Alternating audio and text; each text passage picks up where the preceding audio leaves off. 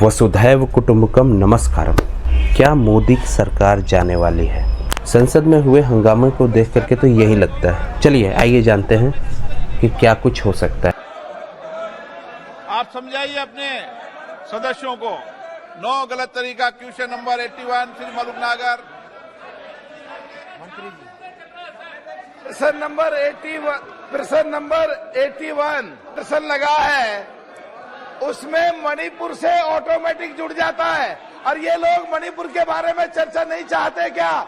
जो जूट की खेती है वो मणिपुर में भी होती है, उड़ीसा में भी होती है, बिहार में भी होती है। संसद में अभी मणिपुर के मुद्दे को लेकर के विपक्ष भड़का हुआ है। प्रधानमंत्री को बार बार तलब करने के बावजूद संसद में जवाब देने के लिए नहीं आने की वजह से विपक्ष ने लोकसभा में नो कॉन्फिडेंस मोशन लाने का फैसला किया है। कांग्रेस पार्टी की तरफ से लोकसभा एमपी गौरव गोगोई ने नो कॉन्फिडेंस मोशन का नोटिस सरकार को दिया है। लिखित प्रस्ताव के लिए सदन की अनुमति चाहता हूं। ये सभा मंत्री परिषद में विश्वास का अभाव प्रकट करती है।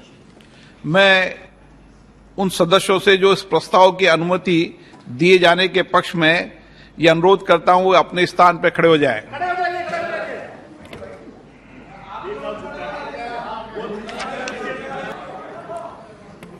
इस प्रस्ताव की अनुमति दी जाती है। मैं सभी दलों के नेताओं से चर्चा कर और नियमों के तहत उचित समय पर चर्चा करने की तिथि से आप सबको अवगत करा दूंगा। दिया है, जिसे 50 सांसदों के समर्थन के बाद लोकसभा स्पीकर ने स्वीकार कर लिया है। अब इस पर चर्चा होगी और वोटिंग के लिए तारीख तय की जाएगी।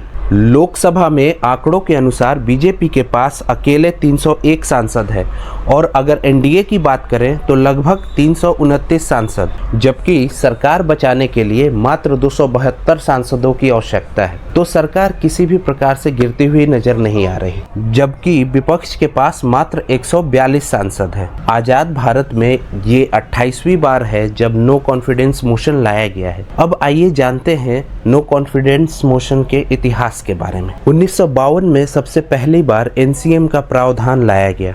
उस समय 20 सांसदों के समर्थन की जरूरत होती थी और अब 50 सांसदों के समर्थन की जरूरत पड़ती है। आजाद भारत में सबसे पहली बार 1963 में जवाहरलाल नेहरू गवर्नमेंट के खिलाफ नो कॉन्फिडेंस मोशन लाया गया। इसके बाद सबसे ज्यादा बार 15 बार इंदिरा गांधी गवर्नमेंट के खिलाफ नो कॉन्फिडेंस मोशन लाया गया, लेकिन कभी भी इंदिरा गांधी की सरकार नहीं गिरी।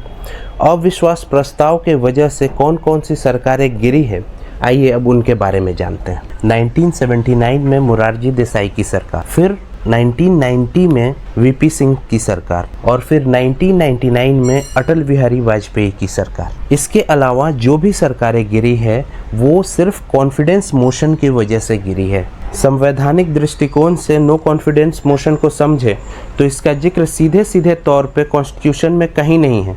हालांकि इसका रेफरेंस हम आर्टिकल 75 क्लॉज 3 से लेते हैं। आइए अब नो कॉन्फिडेंस मोशन के अन्य तथ्यों पर ध्यान देते हैं। नो कॉन्फिडेंस मोशन सिर्फ लोकसभा में लाया जा सकता है। इसके लिए 50 सांसदों के अप्रूवल की जरूरत पड़ती है। ये सिर्फ सरकार के खिलाफ ही लाया जा सकता है।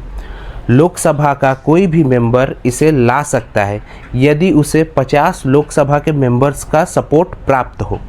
इसकी स्वीकृति सिर्फ स्पीकर दे सकता है। पहली चीज इस नो कॉन्फिडेंस मोशन लाने की पहला औचित्य ये है, पहला उद्देश्य ये है कि सबसे पहले सदन चलेगा, बहस होगी जो हम चाहते हैं।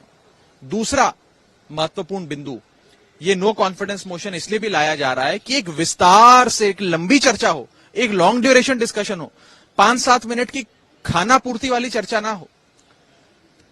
तीसरा बड़ा उद्देश्य इस बहस का कि सरकार को आज के जो ज्वलंत मुद्दे हैं उन पर जवाब देने के लिए मजबूर होना पड़ेगा नो कॉन्फिडेंस मोशन के जवाब में। और चौथा और बड़ा उद्देश्य, ट्रेडिशनली और कन्वेंशनली ये देखा गया है कि नो कॉन्फिडेंस मोशन की समाप्ति के पहले प्रधानमंत्री जी खुद सदन के भीतर आकर नो कॉन्फिडेंस मोशन पे अपने विचार रखते हैं, देश को संबोधित, सदन को संबोधित करते हुए देश के ज्वलंत मुद्दों पर अपना वक्तव्य देते हैं। Thanks for watching. वसुधैव कुटुंबकम नमस्कारम।